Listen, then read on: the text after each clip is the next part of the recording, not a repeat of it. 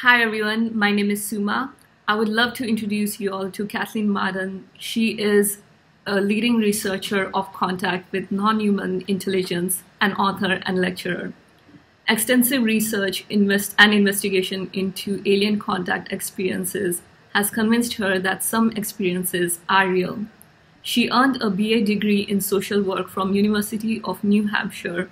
Her interest in UFOs dates back to 1961, when her aunt, Betty Hill, phoned her childhood home to report that she had encountered a flying saucer in New Hampshire's White Mountains. She is associated with the MUFON, Mutual UFO Network, as its Director of Experiencer Research and the Edgar Mitchell Foundation for Research into Extraterrestrial Encounters, as an advisory board member and consultant to its research subcommittee. Kathleen has written 3 books with nuclear physicist Stanton Friedman, captured the Betty and Barney Hill UFO experience, Science Was Wrong and Fact Fiction and Flying Saucers, and 1 book, The Alien Abduction Files, with Denise Stoner. Hi, Kathleen. Hello. Thank you so much for joining us today. Oh, it's great to be with you today.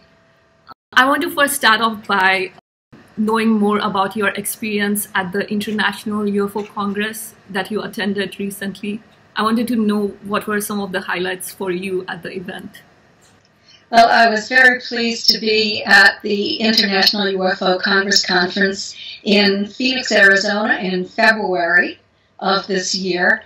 I had a vendor table there, so I did not have the opportunity to go to a lot of the lectures, but I did have the opportunity to speak with a lot of the people who were attending the conference to discuss my work, to discuss their experiences, and that was very interesting. I did go to Susie Hansen's lecture. She is an experiencer, and as you know, I'm very interested in that particular topic.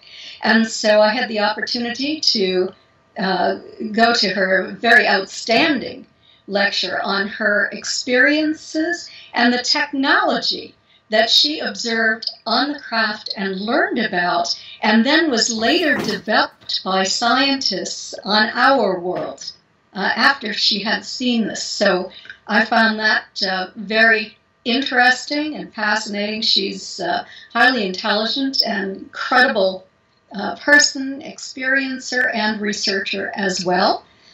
So that was a big highlight for me. I had the opportunity to speak with her after that as well, personally and privately.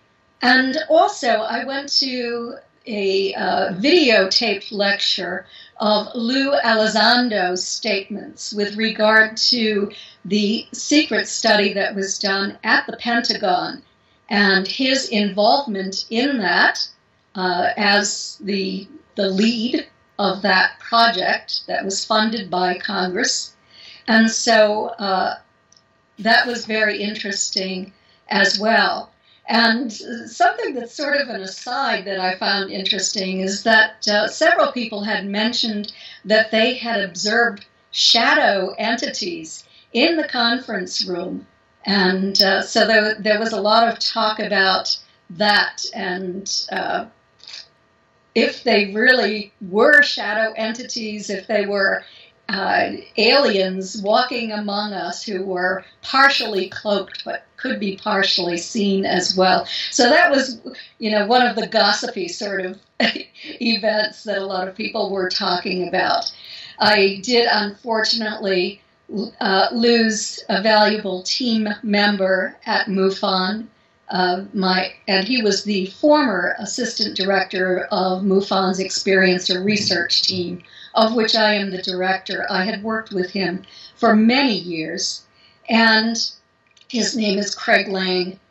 He had the flu when he was at the conference. He didn't get medical attention soon enough, and he ended up passing away the day after the conference. So that was really a down note for me and a very unfortunate thing to have occurred. Thank you for sharing all these highlights I have actually interviewed Susie Hansen. She's wonderful, and she's a very good person as well. She is.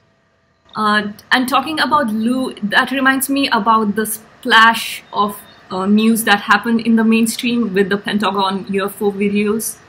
Yes. And some people were speculating that that could be a partial disclosure. What is your opinion on that? My opinion is that there are some very powerful people who were closely connected to the U.S. government who are working on a team to disclose this information. And Luis Elizondo, who is one of the people I just mentioned, was the head of the Pentagon's research committee on this. It was an extensive research project, in my estimation. There were many cases that were looked at. There are reported to be reams of files, scientific reports on this information. I'm just waiting for those to be released as well. But the information that has been released as a result of the Freedom of Information Act, they have been declassified and are being made available to the public, I suspect, is a program to determine whether or not the public is able to accept the alien presence without becoming hysterical, which happened back in 1947 when some of this information was released. There were individuals, particularly from the religious community, who would fly off the handle and say, this is the end of the world, or something, these are all demons, and we all have to get down on our knees and repent, or they're going to take over the world. This is, in my estimation, nonsense. And as a professional researcher who has been actually researching, investigating all of this and all of the information around this and other points of view, including religious points of view and skeptical points of view, this is what, in my estimation, is extraterrestrial visitation.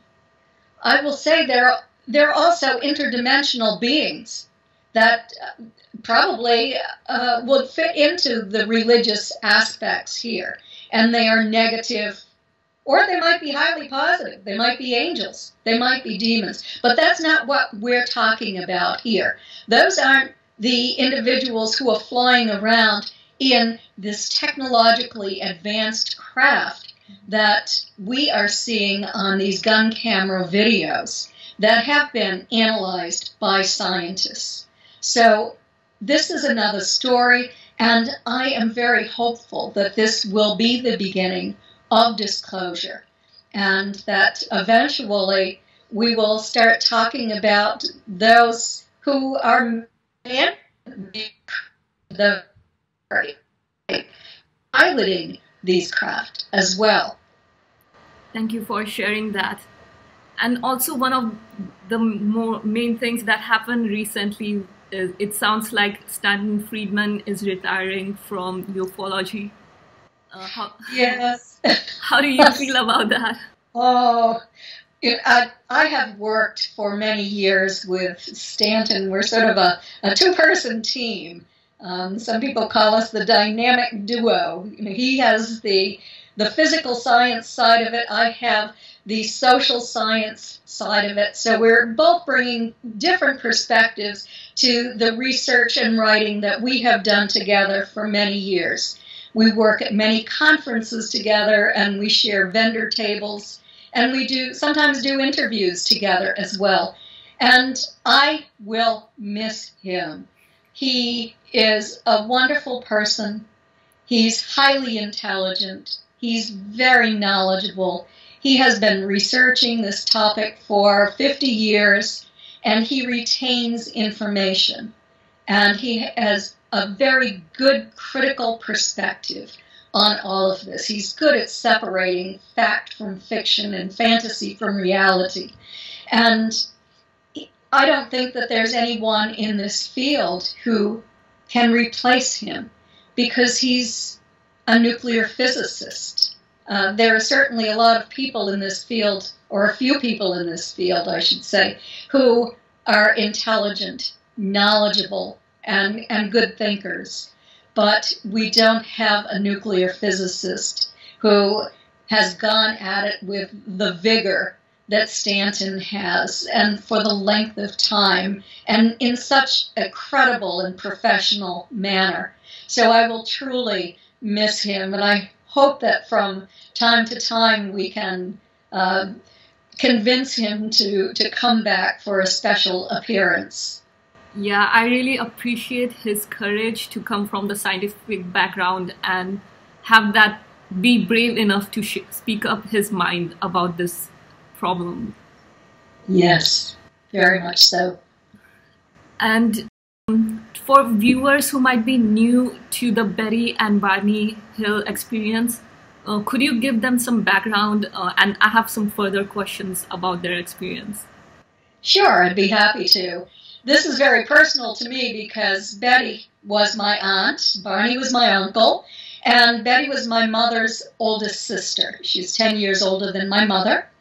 And my Aunt Betty and Uncle Barney had gone on a short vacation to Niagara Falls and on to Toronto, then on to Montreal a couple of days later. And they were having a great time. Betty was a social worker for the state of New Hampshire. She was on vacation. Barney worked for the post office and had asked for a few days off just to surprise Betty with this trip. I had been to Niagara Falls with Betty's sister, my aunt, another aunt, and her husband and daughter about a month before Betty and Barney went on their trip. And I was so excited about being at Niagara Falls that I think that this is the reason that Barney decided to surprise Betty with this trip. So what happened is that after spending the afternoon in Montreal, they decided that they would drive home to their home on the seacoast of New Hampshire, Portsmouth, New Hampshire, and thought that they would arrive at about 2 o'clock in the morning. So they proceeded on down into Vermont and then into New Hampshire, and they had a little snack when they arrived at New Hampshire at a late-night restaurant, and then were driving on when Betty spotted a new light in the sky. We were very interested in satellites. This was in 1961, September 19, 1961. And we didn't know anything about UFOs, or, you know, there was a little bit in the media about flying saucers that you might know about from time to time. But her interest was in whether or not this new light she was observing was a satellite. And so she continued to watch it. It was a bright night. The moon was about 3/4 full. And so Barney's driving, and she's just watching this, looking at it from time to time. And it's coming in closer and closer. Finally, it really attracts her attention because she realizes that it's not a satellite, but she can't identify it as a plane either. So she asks Barney to stop the car. And they're now at the Mount Cleveland picnic area in northern New Hampshire. And so he stops the car. She said that she wanted to walk the dog and get a look at this thing. So they step out of this picnic area, and they have the binoculars, and she's looking up at it, and he walks the dog, and then he looks at it, and as he's watching it, it shoots in his direction very rapidly. And he realizes that this is something unusual, but he's not going to tell Betty that because he wants to drive home. And let's not pay a lot of attention to this. So they're driving again through an area called Franconia Notch in New Hampshire. The mountains are fairly close together at that point. There's a little river that runs on one side. There's a ski area on the western side of Franconia Notch. And they're watching this craft that seems to be moving just ahead of them. It flies over the top of the mountain, and when it does, the light in a building on a building on top of that mountain blinks out. And then it comes back on. Betty sees it, and she wants Barney to stop the car again. They are now at the Old Man of the Mountain. That used to be New Hampshire's state symbol. And so they stop the car. They get another look at this thing. It is next to the old man's profile, which is 42 feet from forehead to chin. And it appears to be quite large in reference to that. In fact, twice the length of the profile, possibly. And so it appears to be spinning. It appears to be lighted only on one side. They get out of the car, they take a look at this thing, and it starts bouncing back and forth in the sky, becoming larger and then smaller, and very perplexing. They get back into the car because Barney does want to get home. He doesn't want to become too tired and have to spend the night along the way. And so they drive south of Franconia Notch. They're about a mile south of Franconia Notch when this object, which is getting larger and larger, swoops down over their vehicle. Barney stops at the car in the center of the road, straddling the yellow line so that he won't be directly under this very large craft that is now about 100 feet above their car. He opens the door, he steps out, gets his binoculars and looks up. He's balancing his arms on the car in order to steady them. And he sees this disc-shaped craft with a row of windows along the forward edge. And there are lights. It's lighted behind these windows. And then the craft shifts to an adjacent field, and he walks toward the field to look at this with the binoculars up to his eyes. And he can now see figures looking back at him. There are about 8 to 11 of them, and all of a sudden, all but one moves away from that window and to what appears to be a panel on the back. Their arms go up in the air. He can see them all the way from the tops of their arms to about their knees. And when they do this, the craft shifts in his direction, sort of tilts toward him, and little lights start to slide out of the side of that craft on little bat-like wings, he said, and something starts to drop down out of the bottom. He's looking at the face of this entity staring at him in the window, and he becomes terrified. He thinks that that entity has a plan for him, and that plan is to capture him like, quote, a bug in a net. He breaks away, and he runs back to the car, screaming to Betty that they have to get out of there or they're going to be captured. As he's approaching the car, he looks back, and he notices that it is following him. He speeds down the highway, but he Betty to roll down her window and to look up. She does. She doesn't see the lights on that craft. She only sees blackness. She rolls the window back up and says to Betty, I can't see it. Says to Barney, I can't see it. They almost immediately hear a series of code-like buzzing sounds striking the trunk of their vehicle. The vehicle is vibrating, and this tingling sensation passes through their bodies. The next thing they know, they're about 35 miles down the road. They hear a second series of these buzzing sounds. Barney stops the car. He shifts the car from back one side of the road to the other. He can't make that sound. Betty says, do you believe in UFOs? Or in flying saucers were her words, and he said, don't be ridiculous, Betty. That wasn't a flying saucer. He's still being oppositional. And they drive on home. But when they arrive home, they find things are not right. Their watches have both stopped. They never will work again. The tops of Barney's best dress shoes are so deeply scraped that he has to buy new shoes. Betty's dress is torn in several places at the top of the zipper. The hem is torn down on one side. The lining is torn from waist to hemline on one side. They are wondering what happened because they've arrived 2 to 3 hours later than anticipated, and they can't account for that, given the rate at which they were driving and the time that they spent making these short stops. They're distressed. They want to learn more about what happened. Who should they report this to? Betty knows that we have a neighbor who is a physicist, and she calls my mother and asks the physicist, or my mother to ask the physicist, what to do. For some reason, he tells my mother that if Betty has a compass, she should take it out to the car and see how the needle of the compass reacts. We know, of course, that the compass is going to react when it's near the battery, but she started at the trunk of the car, on the side of the car, and nothing happened. But as she moved it close to the trunk, the needle started spinning. It was whirling and whirling.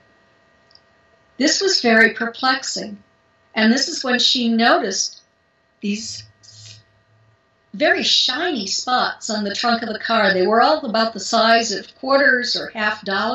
They hadn't been there the day before. They'd been to the trunk of that car plenty of times and hadn't seen those. That's where they kept their luggage. And that was very perplexing. It indicated a very strong counter-rotating magnetic field, and we've seen that in other cases of alien abduction that MUFON has investigated. So that was some of the evidence that ended up being analyzed by scientists when all of this was made public to scientists. Betty and Barney reported the incident to the Air Force, Project Blue Book. They also reported it to the National Investigations Committee on Aerial Phenomena, and it was investigated by an astronomer from NICAP. So there was an extensive investigation done on this case by many scientists, and after many years, of course I was 13 when this happened, but I began my investigation of this in about 1988 or 1990. I spent many years on this investigation, reviewing all of the previous reports and investigations, and also did my own investigation of the archival documents of the places where this happened. I went to these places numerous times with Betty and also without Betty to investigate this as skeptically as I possibly could. And when you investigated this incident, did you see any kind of communication happen between those beings and Betty and Barney? There appeared to have been telepathic communication with Barney when he was in the field.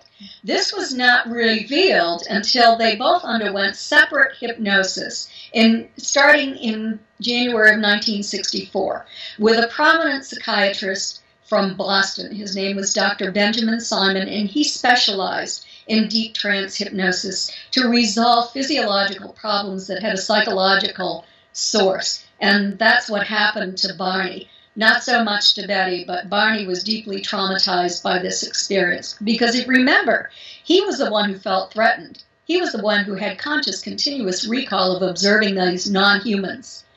Betty did not. She was seated in the car when all of this happened.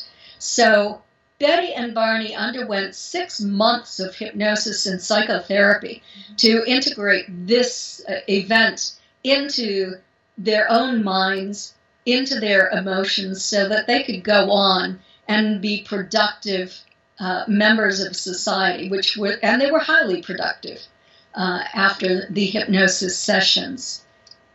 Why do you think they chose Barney and Betty for this experience?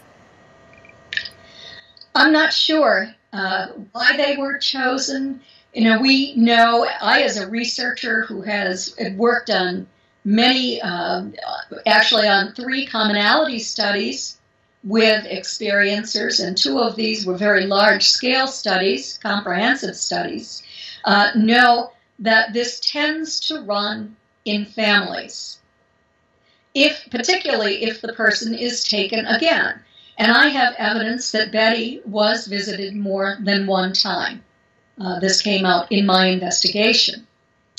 So that's a possibility. This might not have been her first time, even though she didn't remember a previous time.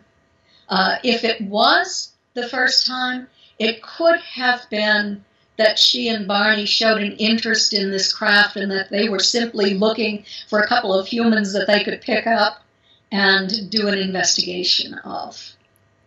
And when I was researching your work on this, it seems like there was a star map that came through information that Betty brought through. Can you share more about the star map and accuracy of it? Yes.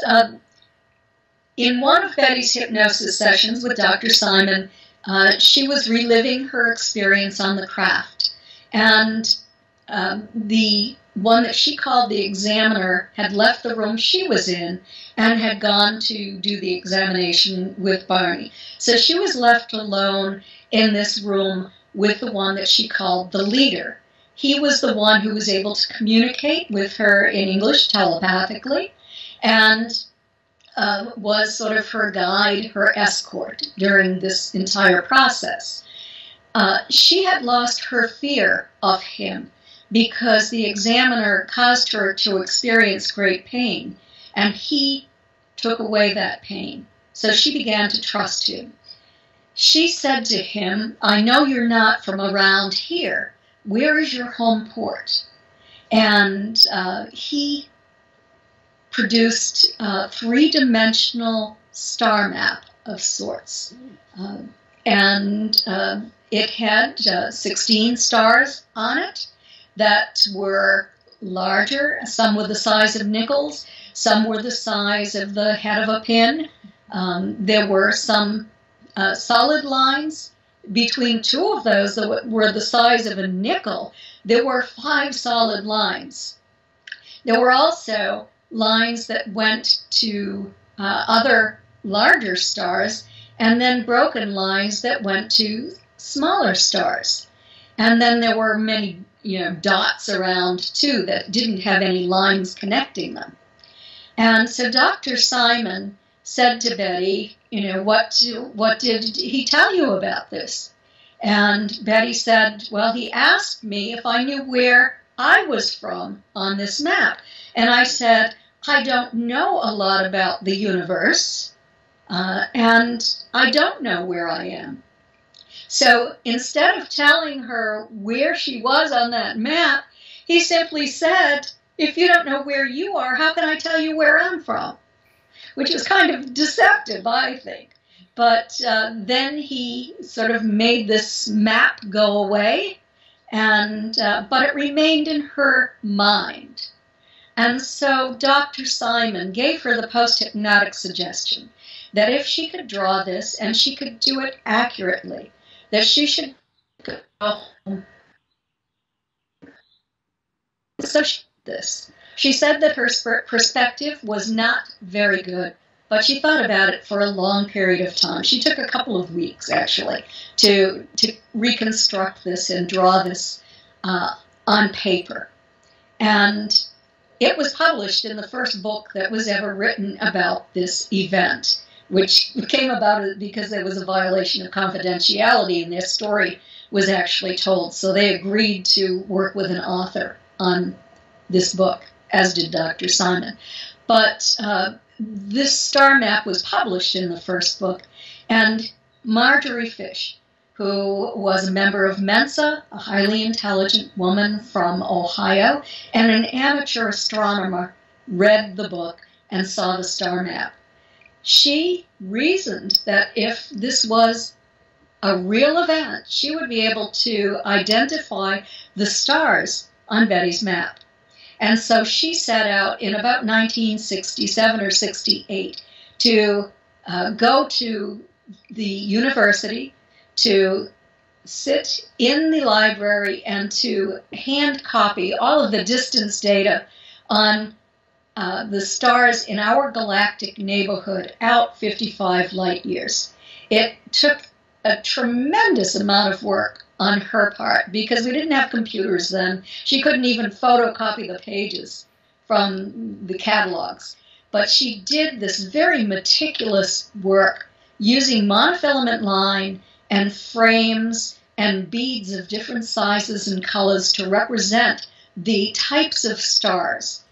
And she built many models of our local galactic neighborhood out 55 light years. And still, in 1971, she didn't have a match. You can imagine how frustrating this must have been. But a new catalog was released, and in 1972, she was able to get different distance data, and there were new stars in that catalog that she was able to put into the star map. And when she did this, she had a match for Betty's drawing of that star map. This was quite extraordinary. Then the question is, what scientists are willing to vet her work? And this is when Stanton Friedman was called in. He interviewed Marjorie. He found her to be highly credible and scientific.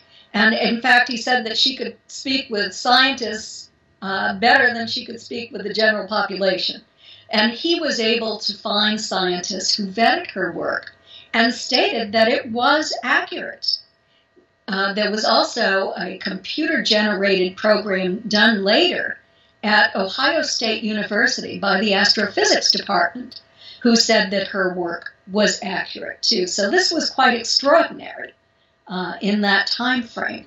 And the two stars in the forefront that were as large as nickels, that had 5 lines connecting them, were actually Zeta Reticuli 1 and Zeta Reticuli 2. And there was a line going up to our sun.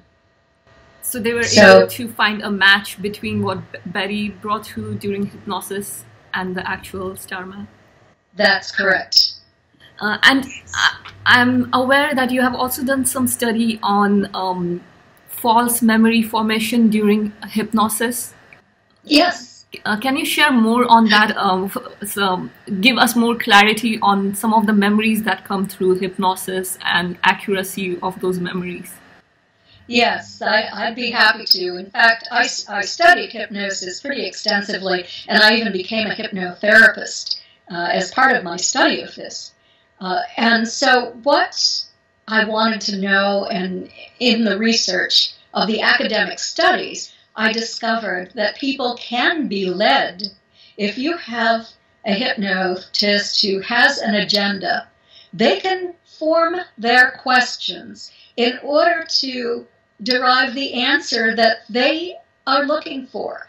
And if the person who is being hypnotized considers this person to be an authority on the subject, they can be molded in a way so that they will give the answers that conform to this expert's expectations.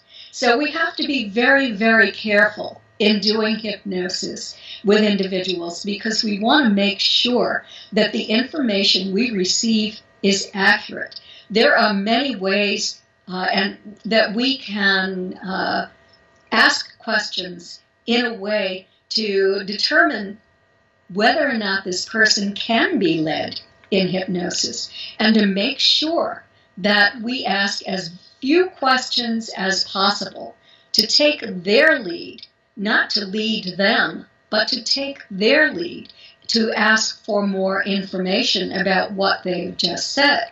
You never want to say to somebody, describe the room to me that you're in. Describe the table that you're on. If you don't even know they're on a table, or you don't even know if they're in the room, or you don't even know if they have their eyes open, there's so much you need to know. You cannot make assumptions. you also need to know how much information the person actually has about the abduction phenomenon in general, because just like memory, certain ideas or information can leak into their subconscious mind that they might not even be aware of. And we also know that it's possible to lie under hypnosis. So if somebody is a wannabe, if they really want to be that special person that has had this experience, they can be. They can build a pretty good story if they have read a lot of information, they've listened to a lot of radio shows, or read information on the internet. So, but we who are experts in the field know certain things that they don't know. So this is another test. We're looking for information that they might give that other people are not aware of, that the general public is not aware of. As a researcher, for you, how do you differentiate between psychological experiences versus real experiences? Well, it's more difficult today than it used to be. If there is some kind of physical evidence, then that's a good way. And what we do is we ask experiencers to keep a journal next to their bed. And whenever something occurs, they should write that experience down when it's fresh on their mind. Don't wait until morning if they can help it.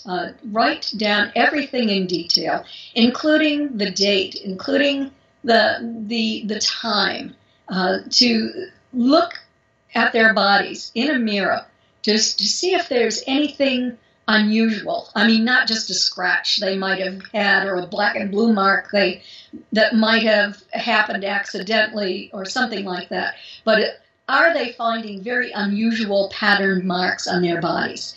If they have an ultraviolet light, a black light, for example, and you can buy a little flashlight for as little as $5, go into a dark room and examine their bodies. We know that these non-human entities sometimes deposit fluorescence on the skin of the experiencers that they touch.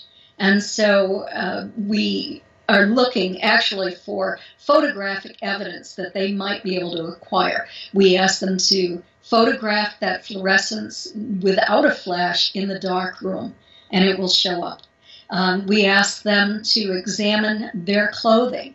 If there's something wrong with their clothing, then we will ask them to place it in a paper bag in a dark, warm closet for about a month, and then take it out and see if there's anything unusual or different about their clothing. So there are things that experiencers can do to investigate their own case, because there are so few experts in this field, and so we have to investigate from a distance. So there are many things that we can acquire information from them. We'll want their complete story, all of the details of things that we remember. And over time, we will be able to determine whether or not this is purely psychological. The reason for psychological illness, for example, or it is a real event that is having psychological consequences, because a lot of people who have these kinds of events might have post-traumatic stress disorder or might feel anxious about this, particularly if they don't know a lot about it and know that it tends to be pretty benevolent, and that not many people end up being harmed by this. And talking about body marks or abrasions that you might find on your body, I'm just guessing that some of them might not be, we might not be able to create them using a fake technique. Yes. Well, something like that is one reason that I didn't tell everybody specifically what marks they need to look for. because we want to know, and I am the director of a team of 17 individuals right now who speak with experiencers on an ongoing basis. Experiencers can go to the Mutual UFO Network's website at MUFON.com. They can scroll down to Experiencer Research Team. There's a little bar that they can click that says Learn More. Then they can go to the next page and they'll see Experiencer Questionnaire. They click on that, and we're going to ask for their names and their location, their email address, if they wish to be contacted. They won't be contacted unless they give all of that information. And there is a 30-question questionnaire. It will only take maybe 5 minutes to complete.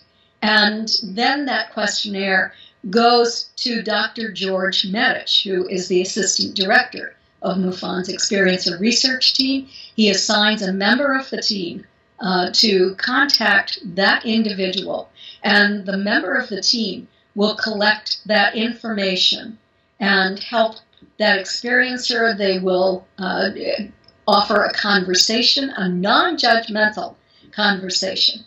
And when the experiencer has collected evidence and feels comfortable with an investigation, then MUFON's investigative arm will be willing to do an investigation of their evidence. And then that will go on MUFON's case management system, which will be read by the public, but the individual's identity does not have to be revealed. They can remain anonymous. So you have a comprehensive protocol that a person goes through? Yes, we do. And as a researcher, do you ever come across cases of status inconsistency where some people make up these experiences to kind of fill up some kind of emptiness in their real life? You're talking about a study that was done early on. The first study that I was able to find that was done, I think, in 1971 or 72. It was right after the Condon Committee recommended that the Air Force close down Project Blue Book.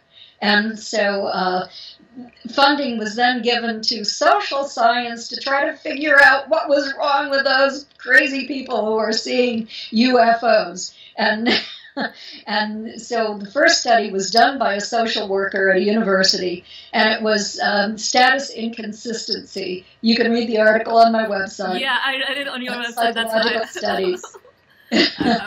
And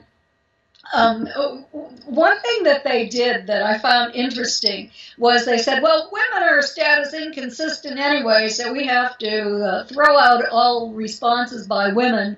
And, of course, people of color are status inconsistent as well, so we have to throw out all of those responses. So we have to look at educated men who live in rural areas and compare them to men who live in cities, who because the men in the rural areas are reporting UFOs more frequently than men in the cities. And is it because they want attention, because they, even though they are hardly educated, they do not have these powerful jobs that the men in the cities have? Well, as they examined the study at a deeper level, they discovered that the men in these rural areas, even though they were highly educated, chose the lifestyle they had. And since they were in a rural area and working outside, or outside more often, in a dark area, they happened to see UFOs more frequently than these men who worked in tall buildings in cities that were very bright. And so there was a lot of difference between these two groups of men. It wasn't status inconsistency. It was simply the location and the opportunity to see UFOs. And I wanted to explore a couple more things from a skeptic's point of view. It seems like several skeptics, they think that some of these experiences can be, are more like sleep paralysis. What do you think about that? Well, I can say that some of these experiences are sleep paralysis. I've worked with individuals who have described their experience to me. They've read my article on sleep paralysis on my website at Kathleen-Marden.com. And, but that's not everyone. On our most recent commonality study through MUFON, I was the lead investigator in this commonalities study. It was comprehensive. I did this with Dr. Don Derry, a retired psychologist and statistician from McGill University, and several people on MUFON's experiencer research team. We asked two questions. One of those was, have you awakened paralyzed? And did you see shadowy figures ahead? And a very high percentage of the experiencers who took part in this survey said that they had that experience. What that means is they could have had sleep paralysis. They met the criteria for sleep paralysis. But we went one step further, and we said, were you awake and moving your body? And did you observe a non-human entity come into your room? And then did you become paralyzed? And there was still a significant percentage overall who stated that this had occurred to them. But we ended up dividing them into groups as well. Those who had UFO abduction syndrome, meaning they had all of the criteria for an alien abduction, as opposed to those who were experiencers who were furthest away from this, who might have channeled this or had drug-induced experiences or something like this. Those with UFO abduction syndrome had this occur at a very high rate.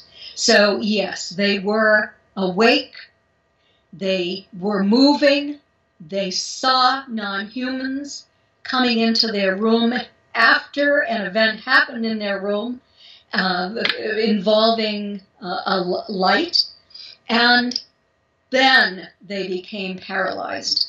So this completely throws out sleep paralysis as an explanation for all alien abduction or UFO experiences.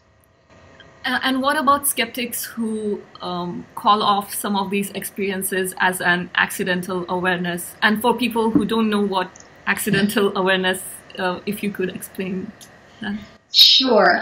There was a researcher, a scientist, who stated that all of the people who are having these experiences must be dreaming, and they are dreaming about a surgery that they had when they were under anesthesia. And so what they're remembering is what occurred under anesthesia, and they have these fuzzy memories of these things that they think are not even on their table. But these non-humans are actually surgical staff and masks and hats, and so therefore they are misperceiving what they are actually seeing. Well, this person who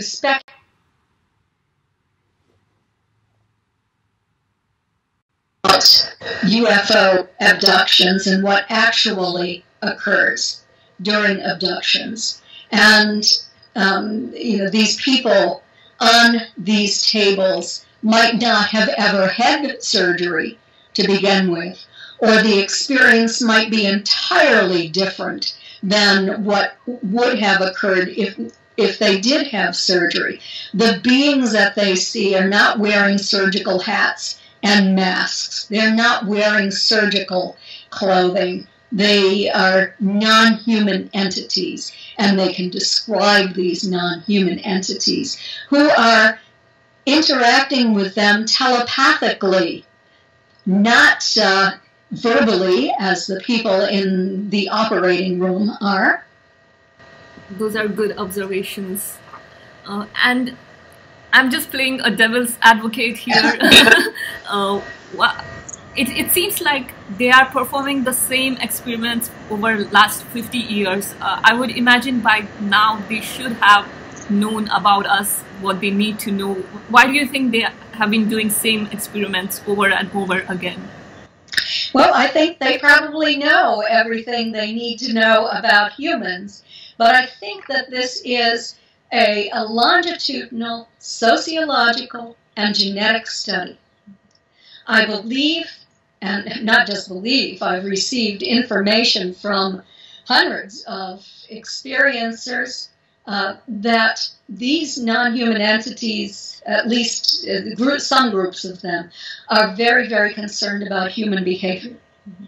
They are concerned that we have developed technology that is far beyond our biological and emotional standing at this point, that we are still too primitive in order to have this technology, and that because of our emotional makeup, our greed, our penchant for being aggressive, for being warlike, for being uncaring about our planet and about other humans, except for those in our own group, or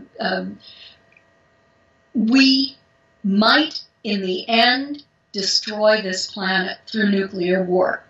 They say that they have been here monitoring mankind from the beginning and guiding us in our development. And they come back from time to time in order to do that. And if they see a problem, they try to move us ahead a little bit on an evolutionary scale, so that we will move ahead as a race and will eventually increase in our spirituality, in our acceptance and understanding of others, in being good stewards to our planet, so that we won't destroy ourselves. So we might be their experiment, and they certainly don't want to see their experiment destroyed. So I think that the reason they take us over and over again generationally is to study the work that they have done. They seem to be doing this incrementally, and I think that they are attempting to move us along. And abductees have certain characteristics that seem to be desirable. And this is all part of these comprehensive studies that I've taken part in. And as a researcher, abductees are empathic. 100% of the abductees in this past study that I did are empathic. They feel other people's emotions. They are concerned about the environment. They are concerned about how their behavior impacts others. If we are all concerned about this, then we're not going to be able to continue on this path of negative behavioral characteristics that humans tend to have.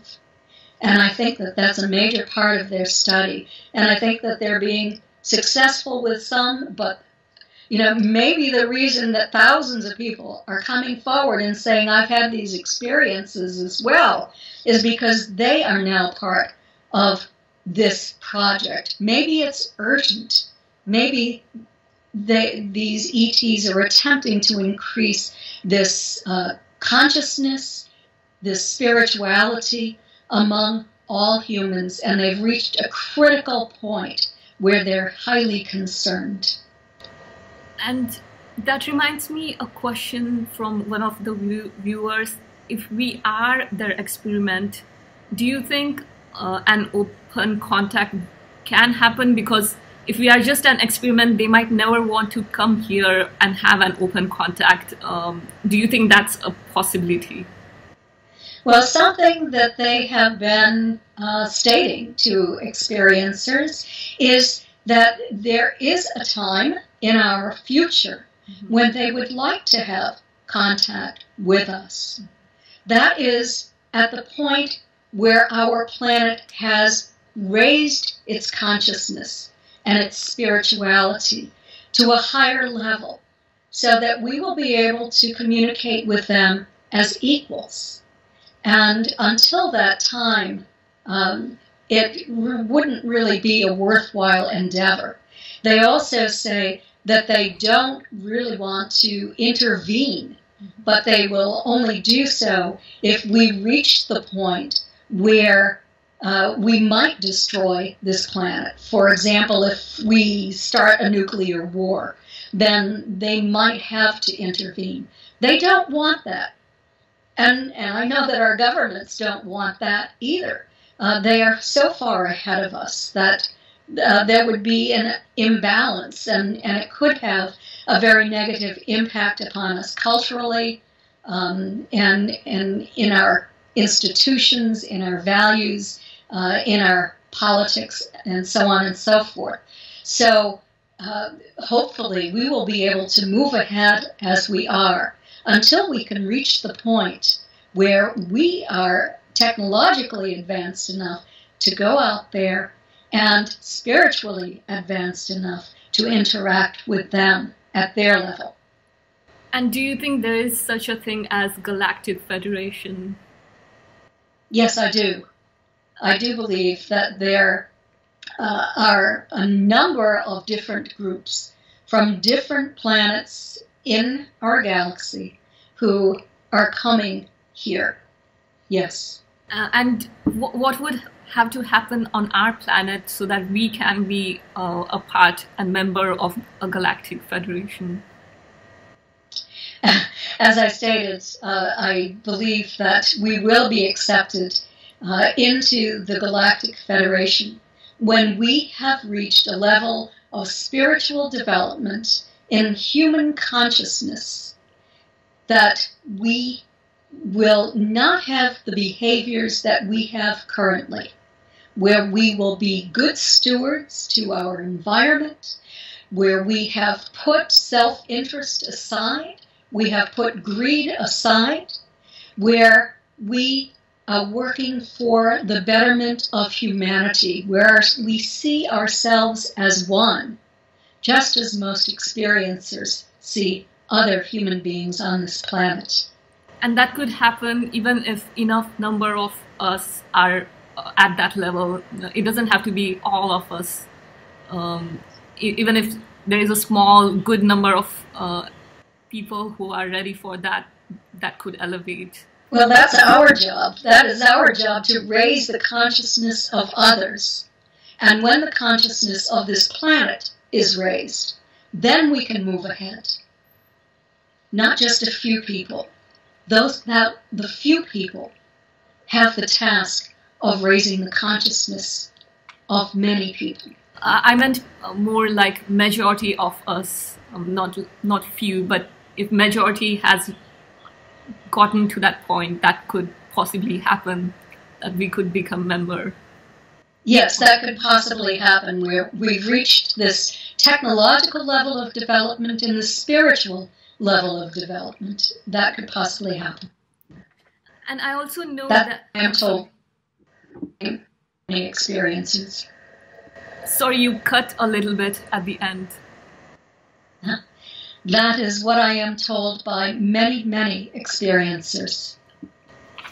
And it seems like you didn't share your own personal contact experience for a long time, and you recently started sharing them. What motivated you to share your own experience? For many, many years, I wasn't certain that I was truly an experiencer and an abductee. I had to do my own investigation. I had to collect my own evidence. I had to look at this very objectively, and I had to depend upon other investigators, seasoned investigators, to investigate my case.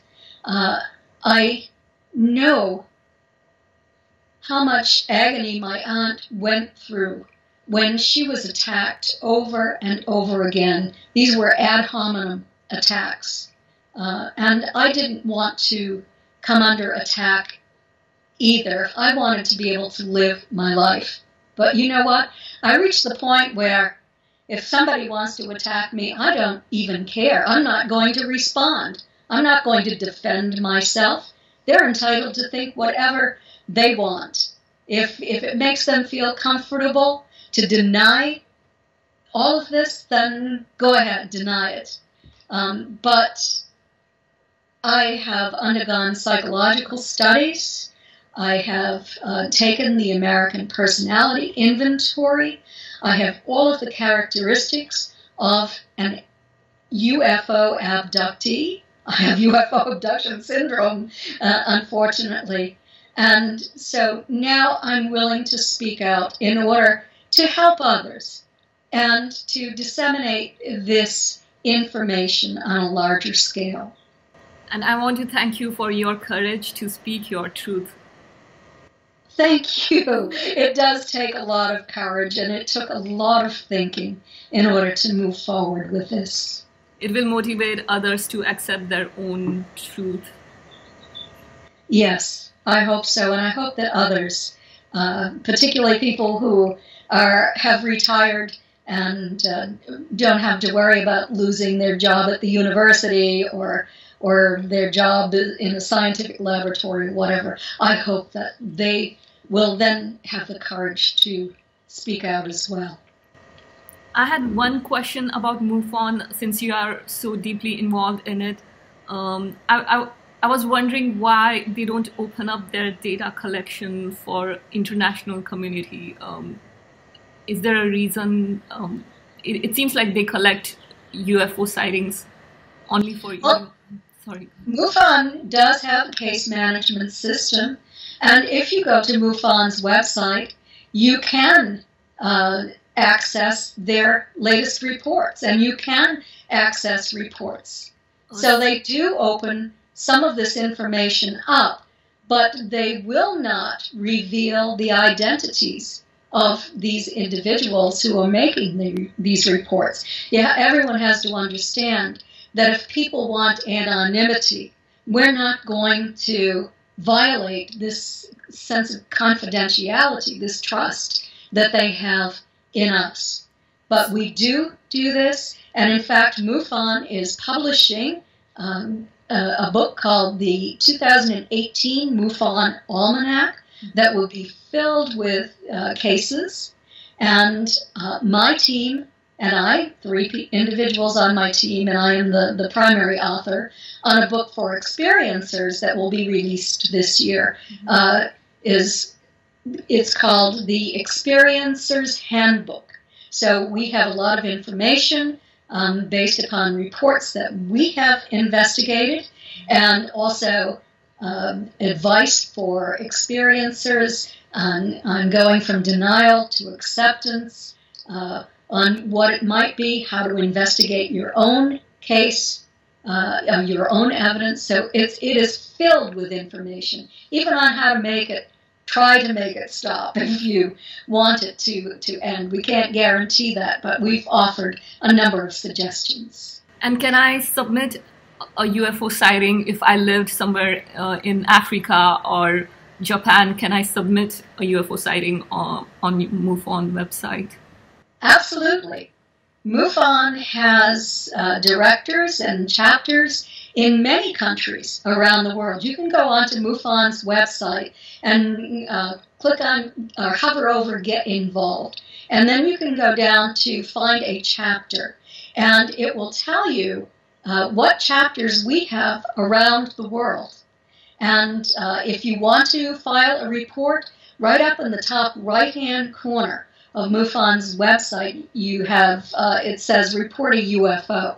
That is going to be changed. We're actually working on Report a UFO, Report a UFO contact experience or report an entity sighting. So you're going to have choices before long on making reports.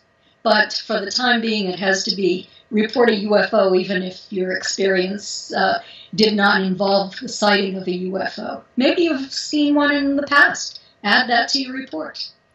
That's good to know. And I'm aware you have lectured internationally.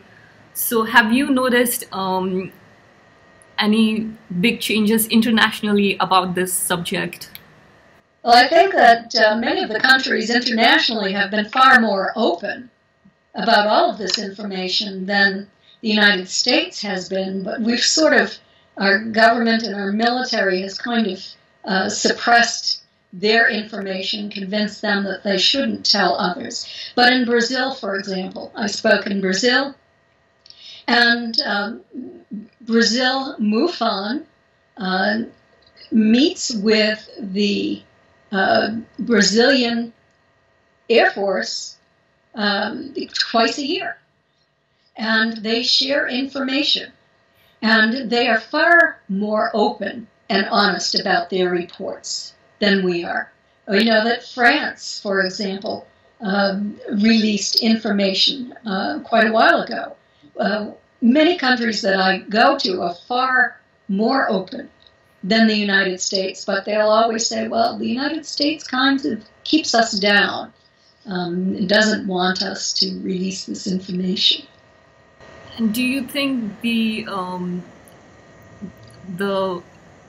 idea of disinformance has decreased now, or has it increased over the time? No, it has actually decreased. Okay. Disinformants were at one time very, very active, had a high profile. For example, Philip Klass was a disinformant. He did not give accurate information. But Dr. Edward Condon, who headed up the Condon Committee, he was a physicist and had quite a good reputation and a very long career as a physicist, had written a letter to Philip Klass's employer, McGraw-Hill, and said, if you are looking for a spokesperson on the topic of UFOs, Philip Klass is highly qualified and knows a great deal about this topic and will not have the foibles that other individuals such as he said buffs, UFO buffs, such as Dr. James McDonald has. Well, Dr. James McDonald was the most outstanding UFO investigator of all time, in my opinion, scientifically. He was the top of his game. He was a meteorological physicist who had published many, many papers, was a leader in his field, who was absolutely trashed by Philip Klass and others who, and Edward Condon, in fact, who wanted him out of the record, did everything they could to destroy his career and his reputation among his peers. It was a terrible hatchet job that was done. And Phil Klass became the mainstream go-to guy, the go-to guy for the mainstream media, because they were deceived into thinking that he had accurate information. He did not. He demolished every case, every credible case, with false information, with speculation, and with ad hominem attack. And he had a team of people around him who were his admirers to behave just like him. Thank goodness there aren't many left. And the public knows now, most people know what they are up to and know that they should ignore their comments because they're not disseminating accurate information. And it's really valuable to know. And now that we have more sources to verify your information, people know what to like. People have many different ways to verify whether this information is true or not. They do, and you can go to my book with Stanton Friedman. This is our latest, Fact, Fiction, and Flying Saucers. This book is full of information from archival research that the two of us have done.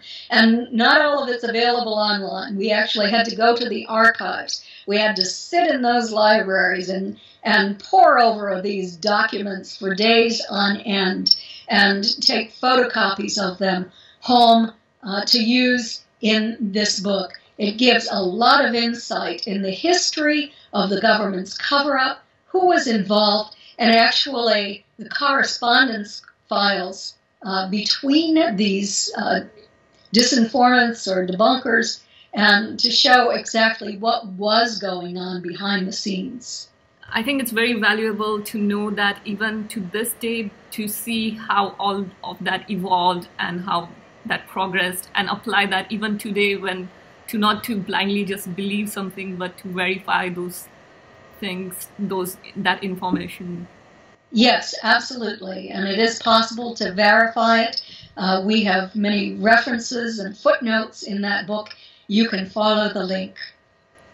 Is there anything you would like to share today? Oh my goodness. Well, I would like to give a plug for the MUFON Symposium. This is an annual symposium held by the Mutual UFO Network. This year it is going to be in Fountain Hill, New Jersey. And you can go to MUFON.com for all of the information. I am going to be doing 2 workshops for experiencers on Saturday morning and Sunday morning. I'm also going to be a speaker on the main stage. I'm going to be speaking on Sunday afternoon about this very important research project that I've been working on. Dr. Don Donderi is going to be speaking on his part of it on Saturday night as well. We have a lot of very outstanding and interesting speakers this year, and I think that it's going to be a very worthwhile event. You can even go for free on Friday, so if you don't have the money to pay for the entrance fee for the main speakers, there's going to be a film festival, and Travis Walton and Lynn Kitai are going to be there on Friday. Lynn is the expert on the Phoenix Lights, and Travis Walton is the abductee who was taken from the forest. It was witnessed by, the UFO was witnessed by his co-workers way back in 1975 when they were returning home from work at dusk. There's a tremendous amount of evidence in support of his case. I rate it number 2 next to Betty and Barney's case. So very worthwhile seeing the videos, the documentaries. Jennifer Stein has done a wonderful documentary on the Travis Walton case. I appear in it. Stanton Friedman does, Rich Dolan, Peter Robbins. The people who were actually involved in the investigation of the Walton case make appearances and give comments as well. Very well done documentary. It's won many awards. Wasn't there a movie on his case? There was. It was called Fire in the Sky, the title of the book that he will be selling at the conference. The book is accurate. The movie was not. It was, a Hollywood rendition of what happened. Travis wanted the events to be portrayed in the manner in which they occurred to him. They said, well, those ETs have already been in another movie, so we have to make up a new kind of ETs for your movie, not the ones that were involved in your actual case. It was that sort of thing. So, it was kind of more of a horror movie in a sense than what really happened, although Travis was young. He was only 22 when this occurred, and he was greatly traumatized by this event for many years. And I think not only because of the ETs involved, but because of the attacks by the humans involved who attempted to destroy him and any chances that he had to live a normal life and advance in his career. And if people want to find out more about you, they would go to kathleen-marden.com. That's your main website. Yes, that's correct. Kathleen with a K, and the last name is Marden. Thank you so much for your time today, Kathleen. This was so informative, and there are so many valuable insights that we covered in this video today. I'm really grateful that you took the time to do this. I am too. It was a pleasure to talk to you. Thank you so much for asking me. And hopefully I'll meet you in person at some point. I hope so. That would be terrific. Thank you very much. You can go to my website, and all of my events for this year are listed there. So it's not just the MUFON Symposium, many other events as well. Yeah, you are very active and involved in ufology. I really appreciate that. I am. Thank you. Thank you.